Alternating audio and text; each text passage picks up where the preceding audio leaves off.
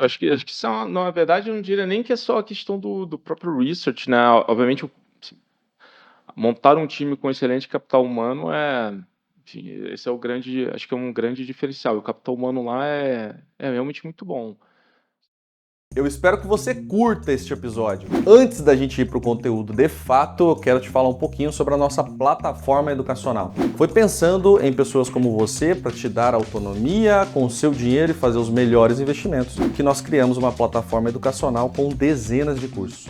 São cursos do básico ao avançado em todas as classes de investimentos para que você consiga ter então segurança e conhecimento necessário para tomar as melhores decisões com o seu dinheiro. E você pode ter benefício nessa plataforma educacional indicando pessoas para assistir este podcast. Como que você pode participar? Na descrição desse episódio, você vai ter um link que vai ter todas as explicações dessa campanha. Então, é muito simples. Procura o link aqui na descrição do episódio, clica, entenda, participe. Quanto mais pessoas você indicar para assistir esse episódio, mais benefícios você terá para adquirir um curso da nossa plataforma educacional. Agora fique com o episódio. Sejam bem-vindos, sejam bem-vindas ao Ouviu Investiu, o podcast da Sacre. Hoje com uma mesa diferente aqui do nosso tradicional. Eu, Rafael Martinelli, Head de Investimentos da Sacre, vou estar como host hoje. E com os meus convidados, eu tenho aqui à minha esquerda o Hélio Ranieri, o CEO da Sacre, que vocês com certeza já conhecem de vários outros episódios que ele participou com a gente.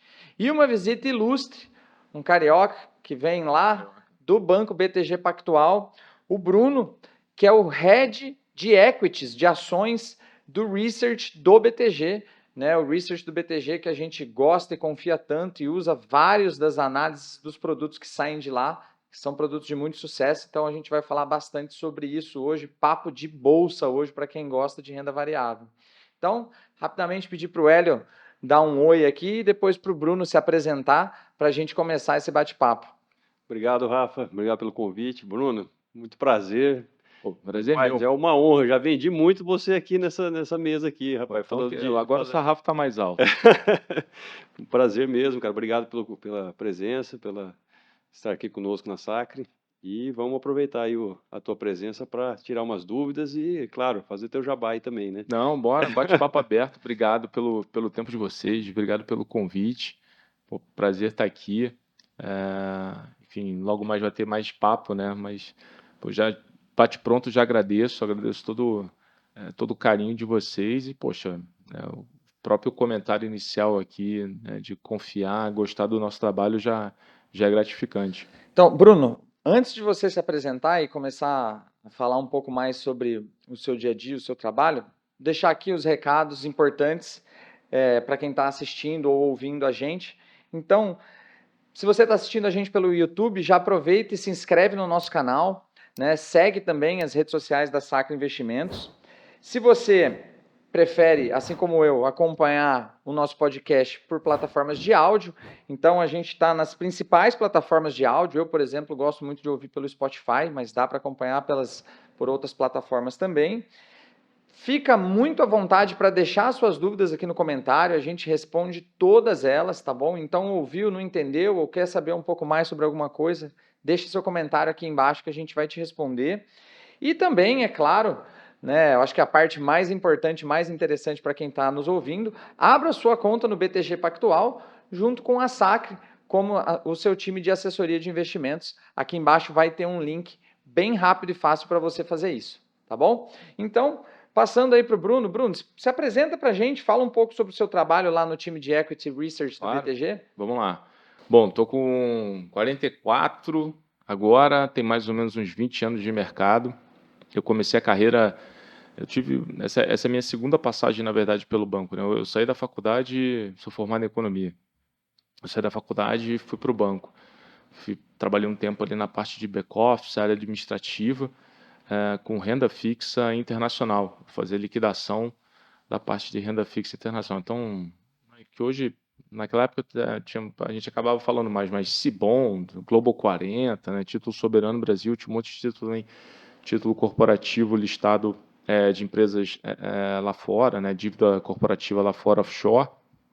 E aí, depois de um tempo no banco, fazendo essa parte administrativa, eu já achava interessante a parte de ações, acho que ela sempre acaba trazendo um pouco de uma, né, tem uma coisa ali de despertar interesse, né, empresa, a ação da empresa listada, como funciona, e eu comecei a me interessar sobre esse tema ainda na faculdade, na verdade, até através do meu pai. Meu pai trabalhou em banco muito tempo. Ah, a primeira mesa de operações que eu tive a oportunidade de visitar foi, enfim, por causa do meu pai. Me levou até lá, conheci. Então. E aí eu comecei a entender um pouco melhor sobre isso.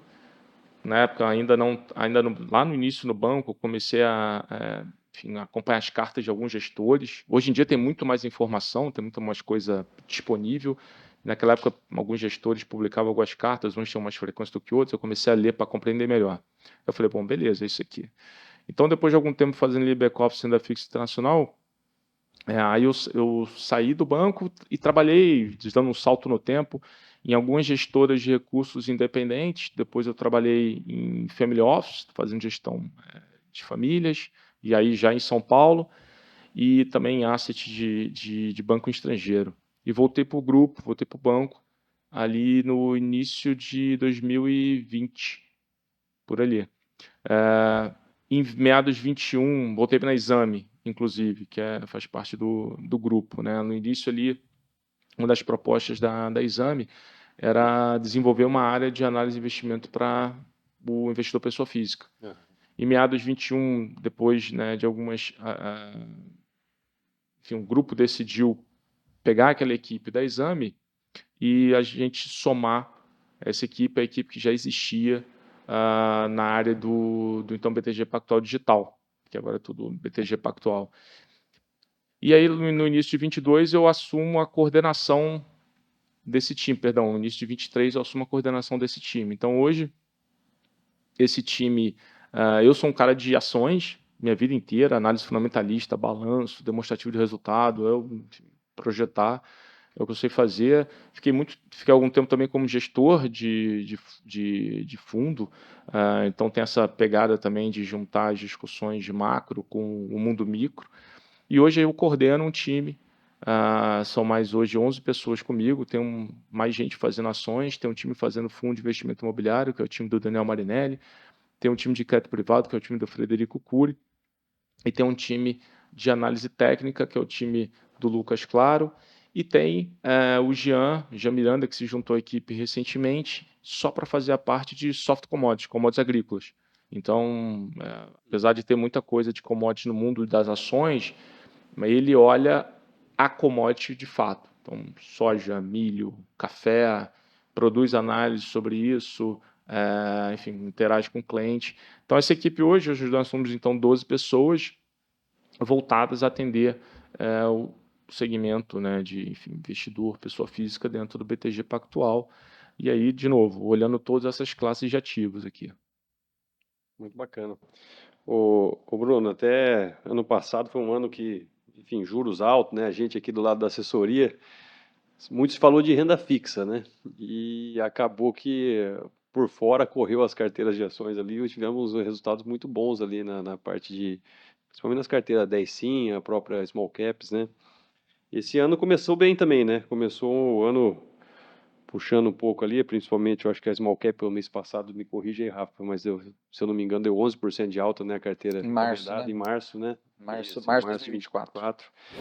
E qual que é a perspectiva hoje do mercado aí, de vocês, da research do BTG para esse ano ainda, para esse resto de ano aí? Só fazer um complemento à Manda pergunta, ver. porque ano passado, um ano onde o mundo inteiro ou o juro já estava lá em cima ou estava subindo. Justo. Agora, de uma forma geral, o ciclo deu uma mudada.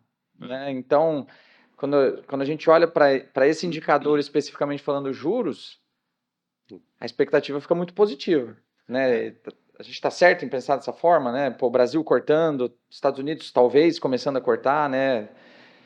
Cara, se a gente pegar o que a gente chama lá, pegar o livro, o texto, se você olhar ciclos de corte de juros, ou se eu tivesse aqui e colocasse um gráfico dos juros americanos contra as bolsas da América Latina, Brasil, enfim, México, Chile, Colômbia e contra o próprio S&P, vocês vão ver que quando você tem um fechamento, ou seja, quando as taxas elas caem, elas se reduzem, aí você tem, né, o mercado começa a antecipar a migração do fluxo saindo de renda fixa e indo para o mundo da renda variável. Então, a questão de juros menores, e a gente pode debater as condições para isso,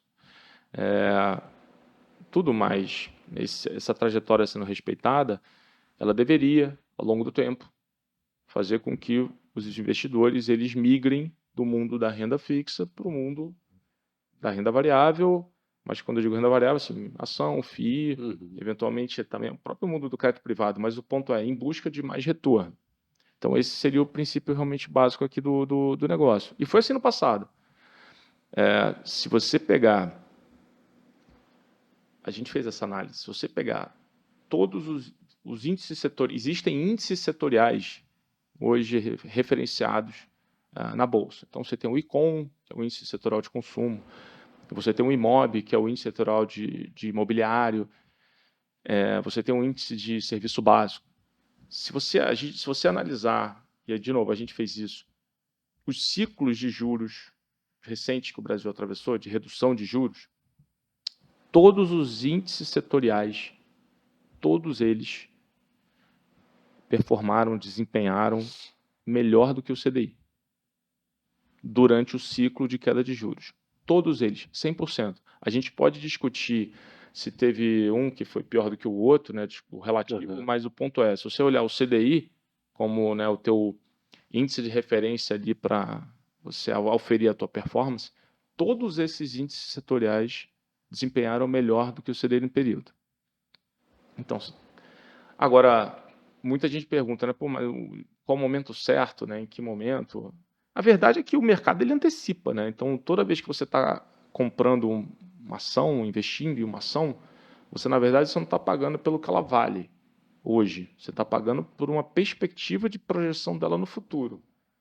Tem sempre, né, nós três aqui, a gente está comprando a mesma ação, de repente a gente está comprando essa garrafa d'água aqui. Nós três, a gente decide comprar essa garrafa d'água aqui. Ou até melhor, né?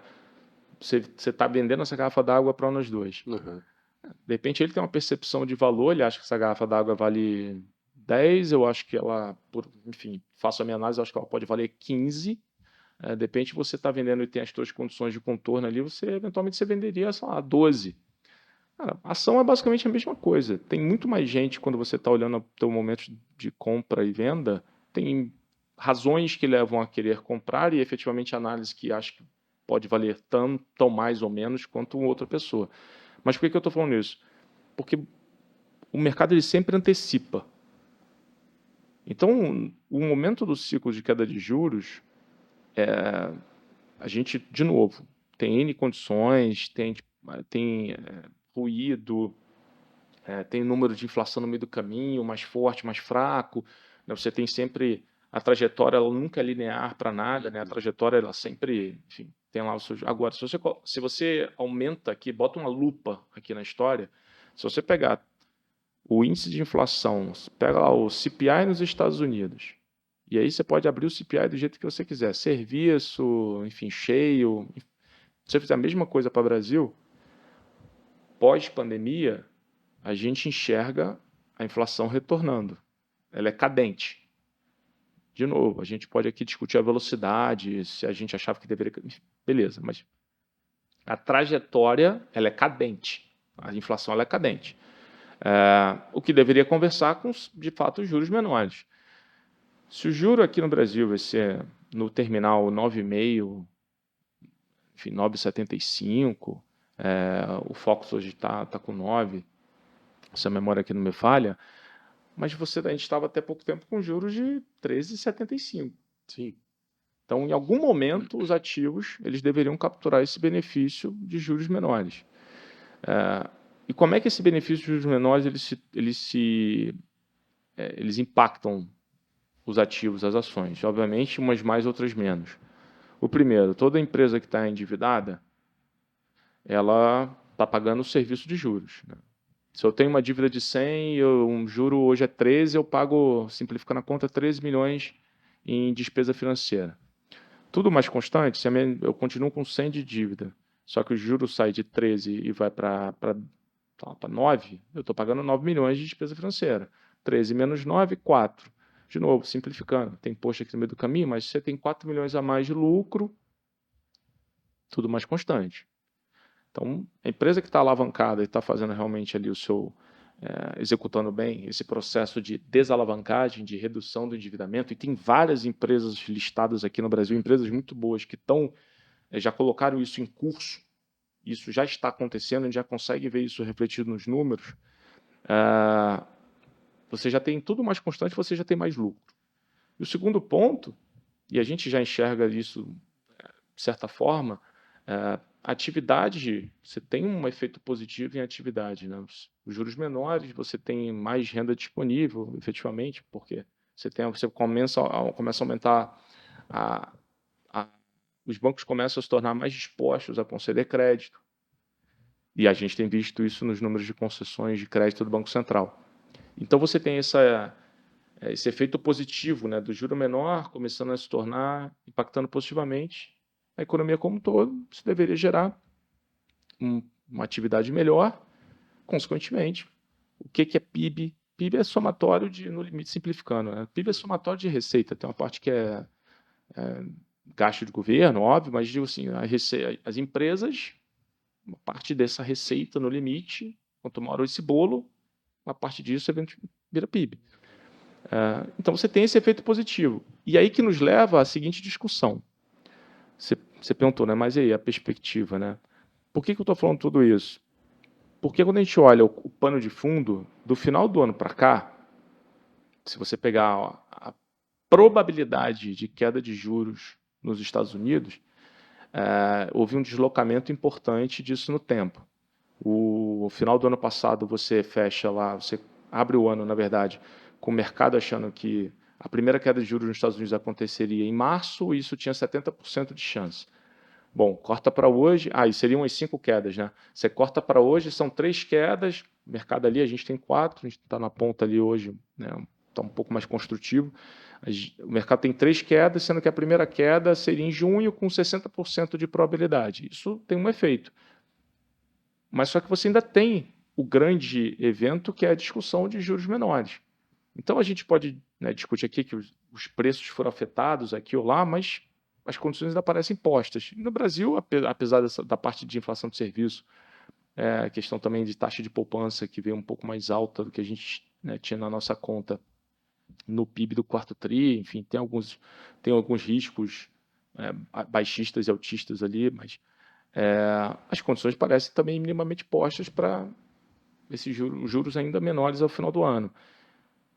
As empresas, hoje, a Bolsa como um todo, apesar de a gente olhar, está lá o Ibovespa 129 mil pontos, mas, na verdade, é como se a gente estivesse ainda no mundo do Ibovespa de 100 mil pontos. E eu, te explicando, provo por quê.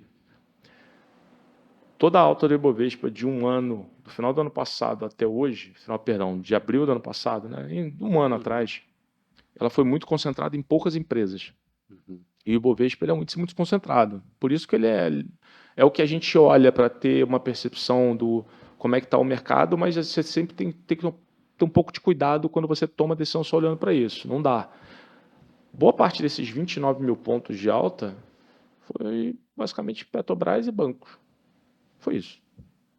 Então, se você tira a Petrobras e Banco da conta, se você expurga isso, você está vivendo no mundo dos 100 mil pontos, que é abril de 23. Abril de 23 a gente estava discutindo arcabouço fiscal, o Ibovespa estava, sei lá, 97 mil, 98 mil pontos, alguma coisa por ali. Juros, como você bem colocou, a dinâmica de discussão de juros dos Estados Unidos era outra. E a gente na verdade, a maioria dos preços dos ativos listados, eles estão basicamente neste nível do mundo de bolsa 100 mil pontos. Então, quando você coloca para mim qual é a perspectiva, bom, fazendo tentando aqui fazer limpando um pouco a discussão aqui, né, arredondando a bola, cara, você tem Ibovespa 100 mil, os ativos eles estão, na boa parte deles estão muito próximos a isso, né, nesse mundo dos 100 mil pontos. Os juros já caíram, já estão caindo. de novo, você tem ainda pode ter muita lombada aí no meio do caminho, algumas juros já são menores. E o mais interessante é que se você pegar as temporadas de resultado, pega a temporada do terceiro tri do ano passado, a temporada do quarto tri do ano passado, cara, mesmo as empresas mais ligadas à parte doméstica, ao mercado interno, elas conseguiram ainda apresentar resultados relativamente bons. Como eu falei, reduziram o endividamento, conseguiram gerar caixa. Pega empresas do setor de consumo, por exemplo, varejo, para não ficar citando não, mas pega várias empresas de varejo de vestuário que têm operações de financiamento ao consumidor, você pega a dinâmica de inadimplência dessa frente, melhorou. Então, assim, você tem preço, você tem uma perspectiva de balanço, que a gente chama, né? Você tem um suporte do balanço das companhias hoje, que parece que ele segue de pé. Então, os balanços, na verdade, estão até marginalmente melhores. As empresas conseguiram equacionar, quem estava endividado, né, conseguiu alongar, enfim, a tua estrutura teu cronograma de amortização até melhorou. Você teve, né, uma janela interessante no mercado de crédito relativamente recente. E a dinâmica de geração de caixa ela tá vindo. Então, depois de muito tempo, na nossa conta, o lucro por ação das empresas do nosso universo de cobertura, e a gente tem hoje cobertura lá no banco de mais ou menos 170 empresas, que a gente faz a cobertura, relatório, opinião, análise, etc. Para quem está ouvindo a gente, o índice hoje ele vai variar. O Ibovespa tem 90 empresas. Então, além das ações do Ibovespa, ainda tem algumas dezenas que não compõem o índice. Né? Exatamente. Hoje tem 400 empresas listadas. Dessas 400 a gente tem cobertura formal para isso aí, 170, mais ou menos. É que tem muita coisa também que a gente faz na América Latina, então aí tem que pegar a conta, mas de Brasil acaba sendo menos do que 170. Mas o ponto é, a gente cobre as principais com folga. E a gente está vendo pela primeira vez, depois de alguns anos, o lucro por ação desse nosso universo de cobertura subindo maior ou igual a 20%. E no limite, quando você pensa no longo prazo, ou quando você está investindo em ação, e você está buscando, né, o teu ganho de capital, enfim, ou a mesma sustentabilidade de um pagamento de dividendo relativamente alto, mas você precisa que você tenha uma condição importante. A empresa, a tese, ela expanda lucro de forma recorrente, né, operacionalmente recorrente, mas de forma consistente, ao longo de um prazo longo. E depois de um tempo a gente está vendo isso. Quando você pega esse universo de cobertura, né? É porque se você pega, tinha empresa que estava indo muito bem, mas não muito mal, no final ficava tudo meio neutralizado. Aí você pegava o lucro por ação do nosso universo de cobertura, ele ficava meio que oscilando em torno de um número. Depois de um tempo a gente está vendo isso subir 20%. Então você tem preço, você tem o lucro por ação começando de fato a mostrar essa expansão. Bom, o mercado é líquido. O fluxo, assim, no passado recente, teve essa saída do investidor estrangeiro, depois a gente pode falar melhor, mas, de novo, a gente acha que está muito mais correlacionada com essa questão da dinâmica de reprecificação de juros lá fora. Isso afetou não só a gente, afetou vários outros mercados, mas a gente acha que depois, se você pegar toda e qualquer métrica de valor, de múltiplo, enfim, então uma primeira métrica para você bater o olho, a gente vai ver que as empresas, o Ibovespa, ou o Small Cap, ou o Ibovespa tirando as empresas exportadoras, só as empresas domésticas, a gente está ali meio que no mesmo nível de referência de preço desde 2009.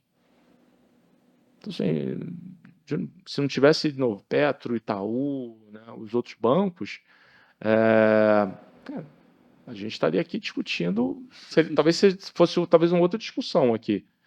Então, nessa linha, a gente acha que tem muita oportunidade, sempre de forma seletiva, nunca, por isso que a gente fala que bolsa por bolsa não é Ibovespa, né? Você tem tese, você tem história, e cada empresa tem, obviamente, ali seus principais geradores de valor, seus principais impulsionadores de valor. E aí eu acho que entra nessa dinâmica da gente conseguir colaborar muito com isso via conversa, relatório, debate, enfim, morning call, acho que tem muito material ali que pode ser consumido para a gente tentar ajudar o que a gente está enxergando de oportunidade nesse momento.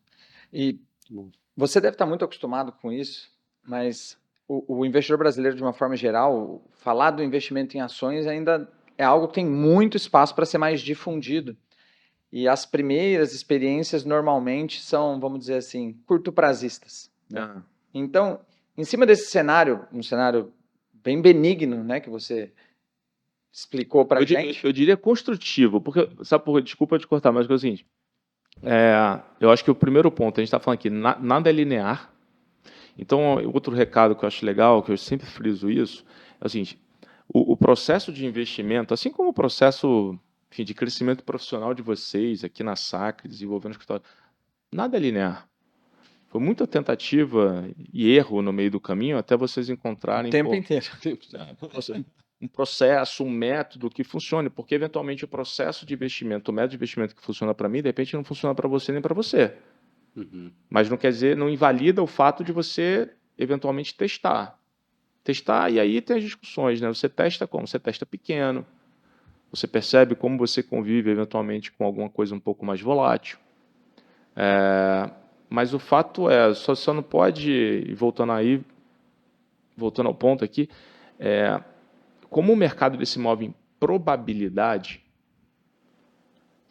quando você está ali encontrando um processo, um método, de novo, seja na questão profissional, seja num estudo para passar na prova, ou seja num processo de investimento, quando você encontra alguma coisa que você realmente começa a perceber que faz sentido para você, saiba que isso também não vai impedir das coisas eventualmente, né, não acontecerem da forma imaginada. Eventualmente pode dar errado, porque o mercado, enfim, principalmente o mercado, o investimento, ele se move em probabilidade.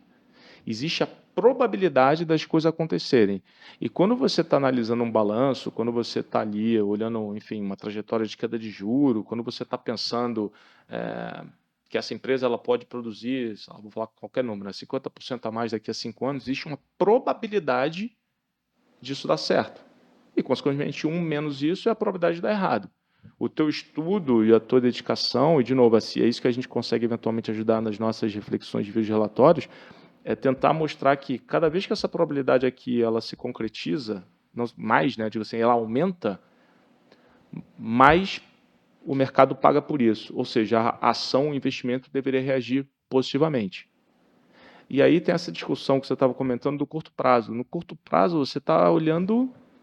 Cara, você tem que olhar, assim, você tem que ter um catalisador, você está olhando para um evento, né, uma coisa muito discricionária, e é meio que assim, eu acho que esse negócio tem uma grande probabilidade de dar certo, e o mercado está pagando muito pouco por isso. Bom, aí é diferente, isso aqui é um processo, tem gente que faz isso muito bem, mas eu acho que, poxa, eu sou um cara, eu defendo muito mais uma visão, porque em vários momentos, eu sempre fui, quando gestor, eu nunca fui um gestor bom de timing de mercado. Eu sempre tive realmente muita dificuldade, tive chefes que foram excelentes fazendo isso. Várias vezes eu acertei, várias vezes eu errei, mas eu percebi que aquilo ali nunca foi realmente onde eu consegui gerar um diferencial importante.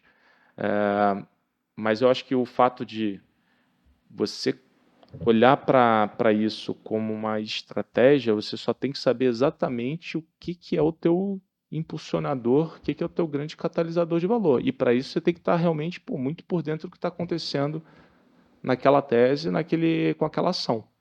Caso contrário, você vai estar sempre escutando alguma coisa e investindo com base no que você escutou. Mas, enfim, tem que apurar. Acho que esse é o ponto. Nada se sobrepõe a um estudo, né, a um aprofundamento em relação a onde você está colocando o teu dinheiro. Porque se a gente pegar o curto prazo, né, hoje a gente está gravando no início de abril de 2024. A bolsa esse ano está rodando no negativo. Um pouquinho, mas está rodando no negativo. Né? Então, e aí eu vou até complementar. Uma vez eu li um estudo, complementar com o que você colocou de que, cara, não dá para olhar para curto prazo, né? Mas é que eu gosto de tocar nesse assunto porque tem muita gente, a gente está na ponta ali conversando com o investidor, que ainda sofre, né? Tem aquele incômodo, né? Então, assim, o cenário está bem colocado, a probabilidade é boa, favorável, vamos dizer assim, né? Para que a gente tenha no longo prazo um retorno legal, um retorno bom. Só que olhar para o curto prazo joga muito contra. E esse estudo que eu vi uma vez, ele falava sobre a carteira de investimento de pessoas falecidas. Porque daí a pessoa morre, não consegue movimentar o dinheiro, e eram carteiras que tinham retornos muito altos. E isso aconteceu aqui com a gente. Teve um cliente, né, sem citar nomes, mas um cliente que veio a falecer, ele tinha só um fundo de renda variável de previdência, e aí tá na questão de inventário. Inventário é um negócio que demora aqui no Brasil, né? Então esse fundo tá lá, há alguns anos, parado entre aspas, né? Porque tá rendendo muito bem, entre altos e baixos. Passou por um Covid, caiu 40%, mas a rentabilidade acumulada dessa carteira tá uma das melhores, talvez, aqui do nosso escritório, né? Por quê? Infelizmente, porque a pessoa veio a falecer e o dinheiro está lá, parado, alocado em boas teses de investimentos de renda variável, né? Eu compartilho assim, compartilho no seguinte sentido, por exemplo, a gente lá, por exemplo, levanta várias, mas aí um ponto primeira coisa, para você estar olhando muito essa discussão, existe, tá? Vamos ser assim, sendo muito pragmático. Existem várias oportunidades que eventualmente o mercado ele te mostra, né, te oferece de descolamentos de preço entre um evento que... Quer ver? Até vamos ilustrar aqui. Vamos pegar uma coisa para ficar mais fácil. Pega, por exemplo, a discussão que recentemente saiu para o setor de baixa renda, a mudança do RET, Regime Especial de Tributação, 4%. Em certo momento, o mercado, a gente, não é todo mundo, jornal, saía dizendo, esse negócio eventualmente tá sendo discutido, tem uma chance, enfim, de sair. Bom, beleza. E aí, por que eu estou falando isso? Porque ali a gente consegue fazer conta. Bom, o RET é 4, vai para 1, sobre a receita bruta, né? O regime especial de tributação. Então, a empresa, naquele regime, ela é tributada, ela paga 4% da receita bruta, esse sai de 4 vai para 1, isso aqui tem uma diferença. Né? Essa diferença aqui, qual o valor presente dessa diferença, quanto isso impacta o valor de mercado da empresa. E você chega no número. Beleza. Pô, eu consegui fazer conta. E a gente conseguia discutir se quanto o mercado efetivamente estava pagando por aquilo ou não. E esse foi um ponto que deu oportunidade, porque quando de fato saiu notícia que, enfim, de fato o regime, né, vai acontecer, realmente vai mudar, as ações do setor, né, de baixa renda, do setor imobiliário de baixa renda, todas elas, ou a maioria delas, desempenham muito bem. Então, assim, o mercado ele te mostra em alguns momentos que existe alguma arbitragem ali, né, entre aspas, para ser feita. Mas o mínimo que você precisa fazer, por isso que eu estava comentando, é você parar, pegar uma parte do seu tempo, investir e verificar se aquilo ali está realmente, no jargão, né, se tem dinheiro na mesa. Porque em vários momentos você fala assim, não, eu li que vai acontecer, mas eventualmente o mercado já pagou por isso. Uhum. E aí quando acontece, Cai. E acontece pra caramba. O mercado, por isso que eu estava falando, o mercado trabalha em probabilidade, ele antecipa o movimento. Então, normalmente, aquilo que eu falei, né, você nunca está pagando pelo hoje, você está pagando sempre pelo que vai ser, pelo futuro, saiba disso. Então, um evento que está sendo estudado, alguma discussão que está em curso, beleza, deixa eu fazer conta e deixa eu dar uma olhada, ver se efetivamente o mercado já está pagando por isso ou não. Mas eu acho que, de novo, assim, em vários momentos você também pode acabar sendo levado a sair de um investimento, acabar vendendo alguma coisa por razões equivocadas. Isso pode ser desde uma discussão macroeconômica, eventualmente, né, como foi agora, início do ano, sai fluxo, precificação de juros, mas de repente você tem lá uma empresa que está indo super bem e a ação caiu seus 15%, 20%, mas o mundo micro, o fundamento micro, ele continua indo super bem. Aí tem uma discussão de tamanho, prazo, teu horizonte, né, o horizonte de investimento que você está de fato perseguindo, um monte de coisa. Se você tem ou não tem, né, que a gente fala, se você tem, se aquela empresa é um pouco mais volátil, sacode um pouco mais, poxa, faz sentido para você? Está te deixando um pouco desconfortável? Reduz o tamanho. E aí eu acho que vocês entram que nem, né, caem que nem uma luva justamente nesse momento, né, de tentar trazer para cada investidor um pouco da percepção de o que não faz mais ou menos sentido perante ali o estilo de investimento e também o objetivo de investimento de cada um, né? Mas enfim, roubei aqui a... Quer dar os recados, Rafa? Bom, fazer uma breve pausa aqui na conversa antes da gente ir para a segunda metade, para relembrar você que está com a gente aqui até agora, de deixar o seu like aí, curtir o nosso canal no YouTube, curtir o nosso vídeo, deixar os seus comentários, seguir a SAC nas redes sociais. Todos os links vão estar aqui abaixo, tá bom? E, bom, a gente, dando continuidade, tem um ponto que você falou que a gente frisa muito, e o Hélio até falou no começo, né? Você falou da seletividade, né? Porque, pô, beleza. A Bolsa, se a gente tirar lá Petro, Vale Bancos, está em 100 mil pontos. A Bolsa, fazendo a comparação tal, a gente está num nível de preço semelhante a 2009. E como que a gente está ganhando dinheiro, né? E a gente está consistentemente ganhando dinheiro, graças a Deus, né? Então, explica um pouco para a gente, Bruno, sobre os produtos que vocês formatam lá, e depois a gente coloca aqui como que a gente utiliza eles também. Tá, claro. Assim, a gente trabalha, bom, produto de assim, o carro-chefe ali, a gente trabalha com muitas carteiras que a gente recomenda, a gente traz essas carteiras mês a mês ali para os clientes. Tem carteira mais voltada para o mundo mais líquido que eu digo assim, né, quase todos têm aqui, a carteira de small cap, ela efetivamente para ter menos liquidez alguns ativos, né, mas a carteira tem sim, você tem a small cap, você tem a carteira de O dividendos. jeito de falar é 10 sims, então. Tem A gente fala 10 sim. também. É só aquela coisa de você trazer o... É que mercado financeiro e ainda mais o mundo assim, de ações tem um monte de termo em inglês, né? Acaba que você isso traz para o dia a dia, você está até debatendo às vezes com o cliente, você tenta trazer um negócio, mas é isso. É que são as 10 melhores ideias de investimento do mês. É por isso daí que vem o 10, né? Entendi. Temos sim Smart Investment, como é que é? Smart Ideas of the Month, alguma coisa, não tô enganado, Smart Ideas of the Month. que é o Cadu Siqueira, o nosso estrategista lá, que fica lá em Nova York, que toca, né?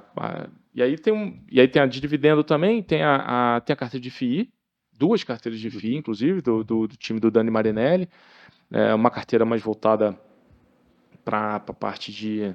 Tem uma pegada maior de ganho de capital ali, de geração de valor, tem uma carteira mais voltada para realmente carrego, dividendo.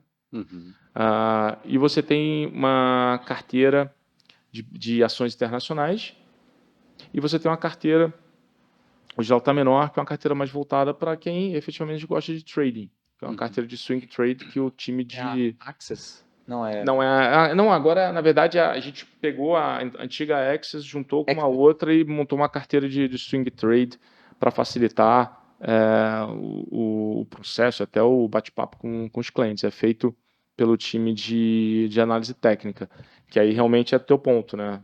Uma discussão mais de eventos de curto prazo que efetivamente podem acabar ali gerando um valor interessante. O processo, assim, pegando o mundo de ações aqui, só para ilustrar, né? Uma vez por mês, todos os analistas do banco se reúnem, tem um time de análise voltado só para o investidor institucional, que é o time do Cadu, e a gente está sempre debatendo, enfim, a gente está sempre ouvindo e trocando ideia com o pessoal por lá. Esse time se reúne uma vez por mês, a gente entra lá no call, o Cadu puxa, começa a perguntar o que está acontecendo, né, cada setor, como é que está a cabeça, dinâmica, empresa, etc. Então, você tem ali uma discussão de número 1, como estão as teses que estão na carteira, se faz sentido continuar carregando, como é que está. E essas carteiras, elas têm uma mescla, né, de uma visão... Ela é primordialmente fundamentalista, mas ela também não se furta de... Como eu estava falando antes, de aproveitar oportunidades que a gente chama assim, caráter mais tático, que a gente acha que vão ser catalisadores de valor. E no mercado, o mercado brasileiro, agora está fazendo seus 20 bi por dia, a bolsa, né, 21 bi, alguma coisa por aí. Então está um pouco menos líquido, né? Até pouco tempo fazia 25 bi, 26 bi de volume por dia, a bolsa como todo negociava. Está um pouquinho menos líquido agora na ponta. Isso também acaba gerando oportunidade. Como eu falei, você tem muito descolamento de algumas coisas entre o preço da ação e capacidade de alguns eventos de curto e médio prazo acabar gerando valor. Então acaba que essas carteiras acabam combinando um pouco isso. Só de dividendo não, o dividendo acaba realmente tendo de FII também não, uma pegada realmente muito maior, muito mais de médio e longo prazo, aí é uma cabeça diferente, mas a Temsin e a Small Cap, elas trabalham, eu diria que nesses dois ângulos, né? Tem um primordialmente fundamentalista, mas não se furta de olhar ativos que por alguma razão, por fluxo, você ainda está tendo menos, mas ainda tem um pouco de resgate dos fundos locais e efetivamente ali durante o resgate você pode acabar pressionando o preço de alguma ação e ali abrir a oportunidade que a gente estava esperando. Várias vezes a oportunidade que você está esperando de investir numa ação é quando você tem um evento negativo. Assim, aí também, aqui sem ficar citando, não, mas algumas empresas da temporada do resultado do quarto TRI sofrem lá, caem seus 15%. Assim, para a gente, dado que a gente conhece o histórico da empresa, conhece o modelo de negócio, Nesse preço, faz sentido. Nesse preço, assim, tá melhor, na verdade. Não é uma questão de, pô, agora, né, agora complicou. Não, na verdade é o seguinte, agora faz sentido. Se você estava olhando aquela empresa para investir, aproveite. Obviamente, se aquele resultado significa uma mudança de rota, né, que esse é o principal ponto aqui de discussão. Se aquele resultado ele é um ponto no tempo, ele é um evento discricionário e não uma mudança de rota, aquilo, na verdade, é uma oportunidade. Não é um... Agora, a gente sempre, quando levanta essa bola, a gente sempre debate isso, é porque você tem sempre o viés, né? Você tem sempre uma dificuldade psicológica de que você tem que ir contra um evento negativo. Discordar do mercado de alguma forma, né? E o mercado, e assim, o investidor, assim, você tem que ter um pouco ali de, assim, você tem que botar o racional, tem que se sobrepor muito a uma discussão emocional, porque sabendo que aquele papel está num momento ruim, dificilmente aquela ação ela vai começar a performar, a desempenhar bem num curto prazo. Você está falando, me vem até um evento, acho que deve estar o mesmo evento que está na cabeça dos dois aqui, que é a demissão do Pedro Parente. Que ano que foi? Petrobras 2018. 2018, o preço da ação indo a R$4. Greve dos caminhoneiros. Quantos presidentes da Petrobras trocou nesse meio tempo? E aí, quando saiu o Pedro, a ação derreteu. Então, nesse ponto, eu acho o seguinte: dificilmente a gente vai ter um mercado onde você não tenha muito ruído. E aí o que a gente sempre tenta advogar lá é que aí você tem que ir sempre, cara, assim, atravessar o ruído. Você vai ser bombardeado. Todo mundo aqui é bombardeado de um monte de informação, quantas vezes ao dia, com rede social, então você consegue ter toda hora, por semana, etc. Então é muito fácil você eventualmente colocar, né, ter ali a sua convicção testada a todo momento. E isso tem aumentado ao longo do tempo. Sua convicção em relação ao investimento ou alguma coisa, não, e a gente está falando aqui de ação, mas pode falar de imóvel também. No final do dia, a mesma coisa. Tá querendo, de repente, comprar um apartamento, você achava que ia pagar só 100, aí, de repente, você encontra alguém que recebeu a notícia assim, ou vem uma outra pessoa fala alguma outra coisa, você recebe... Daqui a pouco você fala assim, putz, cara, acho que esse negócio não vale 100, não. Acho que o negócio, de repente, pode ser 80, né? Porque toda hora você está sendo testado, a convicção em relação à tomada de decisão. E às vezes você já tomou a decisão está tomada, mas você está sempre buscando a última milha ali, né, da informação, aquela última confirmação. Esse viés, às vezes, da confirmação, de você estar sempre tentando encontrar uma última informação, por menor que ela seja, para tentar, de fato, ficar mais convicto. Eu não sou especialista em viés, tá? Tem gente aí que entende muito mais. Mas, assim, pelo que eu converso com a galera, é mais do que comprovado que o fato de você estar sempre buscando uma informaçãozinha marginal ali, o benefício disso é zero, ou tende a zero. Normalmente, as tuas principais convicções elas são feitas, e as tomadas de decisões são feitas, cara, com poucas e relevantes informações que elas vão ser majoritariamente, assim, que você tem que perseguir essas informações ao longo da tua trajetória ali de investimento, por exemplo. Se você tomou a decisão de investir na empresa A por causa do ponto 1, ponto 2, ponto 3, ponto 4, o que você tem que fazer é o seguinte, beleza, estou investindo hoje na empresa A, por causa disso, A1, 2, 3, 4, perfeito. Investi, segue o jogo. Começou. Pô, primeiro trimestre, como é que está o ponto 1, ponto 2, ponto 3, ponto 4? Teve algum evento no meio do caminho que coloca algum desses sob júdice? Sim, não. Aí vai para o segundo trimestre. E ponto 4 aqui, que era um gerador de valor importante, talvez não seja esse ponto 4 aqui, a probabilidade desse negócio acontecer piorou. Por outro lado, surgiu aqui um outro oportunidade. Isso é dinâmica. Troca. Não, é meio dinâmico, entendeu? Ô Bruno, até assim, você falou, vou resgatar um pouquinho, você falou que é psicológico também, né, muita coisa, e essa questão de definir uma estratégia, a gente trabalha aqui muito com asset allocation, né? Eu falo que o assessor na ponta aqui, a gente acaba sendo um psicólogo do investidor. Ele tende muito a ser ganancioso quando o mercado está em alta e medroso quando o mercado está em baixa, né? E para assim reduzir, né, esse viés, né, esse perfil de tá tudo caindo, né, o efeito manada, vou vender tudo, a gente costuma trabalhar com o nosso cliente aqui definindo estratégias e classificações de ativo, né? Ó, vamos botar tantos por cento na renda fixa, vamos fazer de forma simplista aqui, né? 50% de renda fixa, 50% de renda variável. Então, quando a bolsa cai, ele vai desbalancear, vai para uns 60, 40, 75, 25, né? Então, assim, é a hora dele comprar, né? Tá dando um sinal para ele comprar. E a gente acaba usando muitas estratégias de renda variável, né? Principalmente as carteiras do BTG dessa forma, né? Dentro da renda variável, ó, vamos botar uma parcela em 10 sim, uma parcela em 10 sim, né? Ou uma parcela em small caps, enfim, e a gente acaba definindo essa estratégia com o cliente e monitorando isso para depois fazer os rebalanceamentos temporariamente.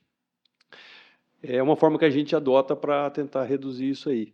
Queria entender da tua visão, né? Se isso faz sentido. Cara, Qual faz que é, sentido. qual que é a importância de ter uma carteira ou mais carteiras no investimento? O investidor, o que ele precisa realmente ter na carteira? Não, eu acho que o primeiro ponto, acho que assim, primeira coisa, ter a disciplina de fazer esse rebalanceamento, ela é a diferença entre, às vezes, num prazo, obviamente, depois você pega um prazo mais longo, você analisa, entre você ter ido muito bem ou ter deixado dinheiro na mesa. Se fazer esse rebalanceamento e a disciplina de fazer isso de forma recorrente, periodicamente, há quanto tempo? Tem gente que, assim, o chute aqui, educado, né? Você não pode fazer isso semanalmente porque não faz mais. Você tem que deixar o tempo fazer o trabalho dele, de eventualmente amadurecer os investimentos e as coisas gerarem fruto ou te mostrarem que está errado. Chute. Uma vez por tri, uma vez a cada 2 meses, você sentar, olhar, deixa eu ver, opa, isso aqui está indo bem, isso aqui está indo mal, isso aqui faz sentido. E aí a questão das carteiras, elas acabam se tornando uma ferramenta relativamente rápida e que acaba, né, gerando um negócio, poxa, flexível, você está alinhado às melhores ideias ali do banco, do time, você consegue entrar e sair também rápido, de forma rápida. Você tem um acesso por ticket também que é muito bom, então você consegue acessar essas ideias com um ticket relativamente baixo. E, de novo, te dá a flexibilidade para fazer esse asset allocation ali de uma forma mais dinâmica. E a própria carteira se rebalanceia, né? Todo mês você faz o rebalanceamento, né? Aproveitar que a gente está falando das carteiras, vou até perguntar essa para o Hélio. Hélio, conta um pouco para a gente das principais carteiras que a gente usa, fala um pouco dos resultados dela, para o pessoal entender as bazucas que a gente tem aqui em cima da mesa. Assim, os números que vem à cabeça fácil é a Small Caps, nossa favorita, né? No passado, se eu não me engano, fechou com 53%. Mais de 50%, não me lembro mais de exatamente. 50%, com certeza mais de 50%. No ano que a Bolsa mandou 10, ela fez 50%. Isso. No último mês, estou com os números frescos na cabeça, fez mais de 11 e pouquinho. Então, assim, o resultado, acho que a Tencin foi 27, se eu não me engano. A Dividendos fez 22, você me corrige também, tá, Bruno? Não, você lembra? Isso do ano passado, né? E todo mundo falando de renda fixa, inclusive a gente falava muito de renda fixa, porque foi um ano de aproveitar a renda fixa. Mas o que eu falei, a bolsa, pelo menos as carteiras nossas correram por fora e foram super. E esse é um lado legal, né? Porque até outubro ali, nada estava acontecendo, ou estava muito pouco acontecendo. Só que em 3 meses, O fechamento do ano ali foi. que eu acho que esse é outro ponto que vai ao encontro do Foi teu... 2 momentos, né? Ali, final de abril, começo de maio, É. ali, e depois os últimos 2, 3 meses. Mas acho que isso vai ao encontro do teu pleito, da importância de você ter o asset strategy ali, o teu allocation, né? Se você tem um pouco de bolsa porque o seu regime é conservador. Vamos lá, teu perfil é conservador, mas isso implica ter um pouco de bolsa, não muito, mas esse pouco de bolsa, você fechou o ano passado, ele fez muita diferença. Nossa, muito Fez. mesmo. Tem uma frase que eu falo muito, principalmente para quando eu vou treinar um assessor que entra aqui no nosso time, e a gente entra no tema de renda variável, eu falo o seguinte, eu fico repetindo para virar um mantra na cabeça do assessor. Eu falo assim, a nossa função como assessor é encontrar estratégias geradoras de alfa com consistência no longo prazo. E as carteiras que o BTG entrega, elas caem como uma luva nessa frase, né? Então, traduzindo para quem não está acostumado com o que eu acabei de falar, o que é o alfa, né? Então, a gente fala muito do índice Bovespa, né? O Ibov e tal. O alfa é você gerar mais retorno do que o índice, né? Então, o Ibov andou 2, a gente andou 5. Gerei 3 de alfa ali, né? Fazendo a continha de padeiro aqui, né? E as carteiras do BTG, por exemplo, a Tensim e a Small Caps, que são as que a gente mais utiliza, elas têm mais de 10 anos de histórico. É isso. Né? Não é, foram bem ano passado ou foram bem mês passado. Claro, foram, mas foram bem ano retrasado. E aí, quando você pega para olhar o histórico, por exemplo, de 13 anos da Small Caps, em 10 ela bateu o índice, em 2 ela empatou, em 1 ela perdeu. Ah, mas perdeu um ano. Sim, em renda variável isso é normal. Né? Você não se posiciona, idealmente, em renda variável para ficar um ano. Né? Então, isso é alfa, isso é consistência, isso é longo prazo. Né? Você, em 13 anos, consistentemente bateu o índice e com relevância. E aí você coloca a brincadeira, né, que eu fiz ali, o exemplo da pessoa falecida, né, mas que ficou posicionada esses 13 anos, a carteira Small Caps tem um retorno acumulado de mais de 2.000%. Né? A Tensim também tem um retorno acumulado aí que se aproxima dos 500%. É tão assim, absurdo o número que às vezes até comercialmente para nós, quando a gente fala, o cliente não acredita. Parece que a gente está mentindo. Parece que é mentira. Você sabia que a gente tem esse problema? Tem um problema. Parece que a gente está mentindo. É um problema. De tão bom que é o número. Não, cara, vocês estão de sacanagem. Não, isso aqui não é verdade. Não, é sério. A gente comercialmente eu nem gosto de falar porque, cara, o cara, velho, tá contando demais. Se pegar esse mundo de small cap hoje, né? Pegar lá o índice small cap, até mesmo, porque como ele tem menos percentual até de commodities do que o próprio Bovespa, esse aí é um daqueles que está lá meio que parado no mesmo múltiplo de 2009. Talvez, assim, hoje, quando a gente pega... Assim, a gente fechou o ano, inclusive, só pegando o gancho de small cap, né? A gente fecha o ano com a visão que tem mais oportunidade nesse mundo mais ligado à parte de mercado interno da Bolsa e a gente de uma forma mais seletiva olhando o mundo de commodities / exportadoras. Mas por isso que e nesse mundo de small, mid cap, é onde você eventualmente vai encontrar realmente empresa, onde você ali, olhando por preço, muitas teses já estão aceitando muito desaforo. E aí vem a discussão de qualquer pequena melhoria marginal que você tenha nas premissas, ela deveria, de fato, te gerar um bom retorno.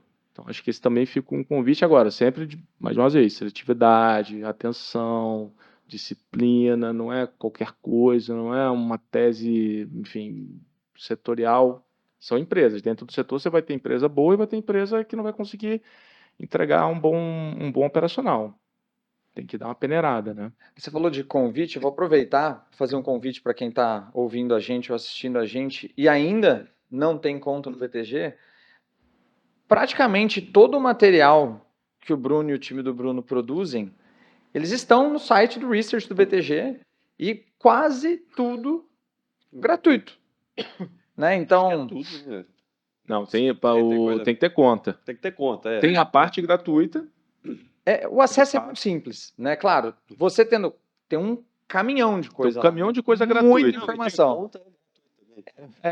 E aí entra o trabalho, né, do assessor de investimentos em, trazer isso de uma forma filtrada, né, alinhada, porque, pô, beleza, estamos falando de small caps, mas small caps não faz sentido para todo investidor, pelo contrário, faz sentido para uma parcela até pequena dos investidores.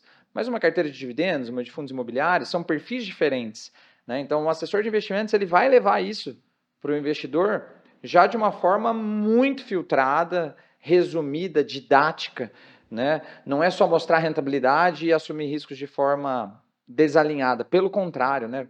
A execução do rebalanceamento, o operacional das carteiras é sensacional, A mesa é lá um diferencial muito a grande, mesa lá do Gerson faz isso, cara. é assim, muito legal primor. mesmo. Então, se você ainda não conhece, gente, dá uma navegada no site do Research. Se ainda não tem conta, abra sua conta com a gente, porque, olha, são estratégias que entregam resultado com consistência e não é um ano ou outro. Vou deixar Né? até que o nome é Content, C-O-N de navio, T de tatu, N de navio, T de A gente tatu, deixa o link aqui. .btgpactual.com. Então já aproveitei Vamos que deixar o link no vídeo, vamos deixar o link na descrição. Content.btgpactual.com. Mas realmente são materiais que fazem muito sentido para o investidor que quer investir da forma correta, de uma forma alinhada, não quer usar o eu acho, né? Ou ouvir o eu acho do amigo, que é pior ainda às vezes. Ó, o número aqui, então, mais ou menos 4.500 conteúdos ao ano que tá ali no site. Coisa, hein? Agora deve estar aumentando, porque como a gente está fazendo muita coisa também ligada à parte internacional, então esse negócio tá Não, e até encorpando. o layout é muito bom. O site pode acessar que é muito bom. Estou até caminhando para o encerramento aqui, Bruno. Então, comenta para a gente, então, quais são os diferenciais do research do BTG? Porque não é só o BTG que tem research. Mas por que o nosso research é há tantos anos seguidos eleito o melhor da América Latina? Isso que eu ia falar. Por quê? Explica por que é tão premiado esse research aí, Bruno. Eu acho que isso é na verdade, eu não diria nem que é só a questão do próprio research, né? Obviamente, montar um time com excelente capital humano enfim, esse é o grande, acho que é um grande diferencial. O capital humano lá é realmente muito bom. Você pegar os nossos principais analistas, né, o que a gente chama os nossos lead analysts, né? Pega o Edu Rosman na parte de setor financeiro, você pega o Léo na parte de commodities, enfim, o Samuca na parte de saúde e educação, a gente fica no mundo da pessoa física, né? Mas a gente bebe, obviamente, muita coisa na fonte do time do research institucional. E esses caras, eles acompanham os setores há anos, têm excelente conhecimento com empresas tanto de capital aberto quanto de capital fechado. Então, tem um network muito bom com o cliente final das empresas, com o fornecedor. Então, faz todo esse trabalho da análise, não somente do balanço, mas digo assim, né, do modelo de negócio das companhias. A gente olha muito também tendências globais, o que acontece lá fora e como isso poderia eventualmente, o que pode acontecer aqui, né? Se os setores aqui podem eventualmente sofrerem, serem impactados de alguma forma, ou mesmo se beneficiar de alguma dinâmica global. A gente tem um time de América Latina, então a gente também consegue estar sempre olhando muita coisa que acontece aqui nos nossos países vizinhos. Agora, realmente, acho que isso não é uma coisa do research, né? Acho que isso é uma virtude do banco. O Choli está ali fora, sócio do banco, né? Assim, a verdade é que o banco inteiro ele sempre está realmente olhando para ser excelente. Uma busca por fazer o melhor trabalho da melhor forma possível, entregar resultado consistente. E, de novo, não acho que isso seja só o research, acho que isso é meio que é da cultura. Então, essa coisa da inquietude, da gente sempre estar tentando fazer alguma coisa melhor, pro cliente. A gente falou aqui, um exemplo simples, né, esse próprio portal do time lá nosso, de research de pesquisa, né, para pessoa física. Esse portal, ele já estava sendo discutido há muito tempo, mas ele de fato foi pro ar em julho do ano passado. Provavelmente vai ter nada, o portal que vocês estão vendo hoje vai ter nada a ver com o portal do final do ano. Porque daqui para o final do ano, a quantidade de coisa que a gente já quer implementar ali dentro, a gente vai estar aqui, daqui a algum tempo, batendo papo, vocês vão falar assim, cara, mas... Porra. Então, assim, solução, ferramenta, a gente quer deixar realmente o negócio muito melhor. Então, eu acho que é isso. Não, de novo, não é só nesse microcosmo aqui nosso do research, entre aspas, né? Mas isso é uma grande virtude do banco. Se você troca aqui o Bruno, coloca o Xoli, troca o Bruno, coloca o Rafael, enfim, coloca qualquer outra pessoa, vocês vão chegar à conclusão para qualquer área do banco que a discussão é a inquietude da gente sempre estar tentando fazer melhor, de uma forma, enfim, mais eficiente, de fato buscando a excelência. Então, eu acho que é isso. Eu acho que no limite é capital humano. São as pessoas que ali estão que realmente têm isso como assim, a cultura, ela tá no sangue. Muito bom. Concordo. A gente vê isso nas interações que a gente tem.